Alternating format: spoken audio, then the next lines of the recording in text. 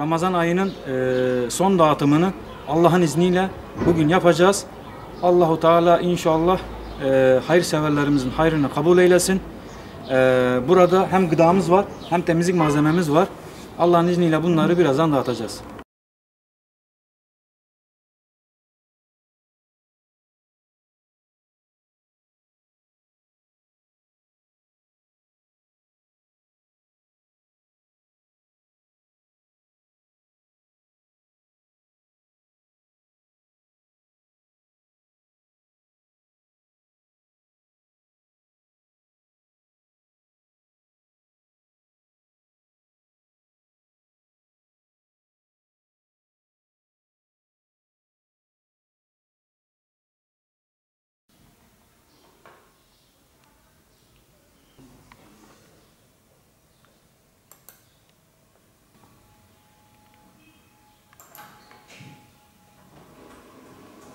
Biz Adana Umut Kervanı hem bu yasaklarda da sahalardaydık. Ramazan ayı boyunca, yani Ramazan ayı başladığından sonuna kadar yaklaşık 600 aileye gıda, giyim, kırmızı et, temizlik, hijyen malzemesi ve kahvaltılık yardımında bulunduk.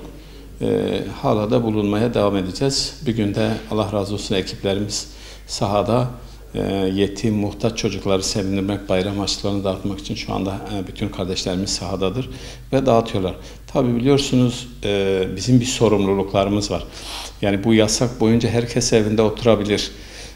İşte yasaktır, sokağa çıkma yasağı diyebilir ama biz diyemeyiz. Çünkü bize umut bağlayan, ondan sonra bizim yıl boyunca yardım ettiğimiz aileler var ve biz bunları yüzüstü bırakamazdık. Biz bu süreçte izinlerimizi alarak sahaya indik ve şu anda sahadayız. Hiçbir bize bağlı olan, bize müracaat eden hiçbir aileyi mağdur etmeyeceğiz. Mutlaka onlara karınca kararınca onlara yardımda bulunacağız. Bu süreçte gerçekten yardım çok önemli. Allah Resulü bir hadis-i şerifinde komşusu açken tok yatan bizde değildir diyor. Yani ne demek bizden değildir? Dinin dışına çıkarıyor Allah Resulü. Çünkü bizi mecbur kılıyor. Şimdi şu anda bugüne kadar bütün bölgemizdeki insanları uyarıyoruz. Bak Ramazan bitmek üzere. Allah'ın izniyle son günlerimizi yaşıyoruz. Mutlaka fitir ve zekatlarını vermeyenlerin mutlaka bu Ramazan bitmeden fakirlere ulaştırılması için biz aracı kılabilirler. Biz hazırız. Sahadayız. Bütün arkadaşlarımız şu anda sahada çalışıyor. Fakir ve muhtaç çocuklara, öğrencilere yardımda bulunuyor. Fakir öğrencilere bayram harçlığı dağıtıyor ve mutlaka biz açığız.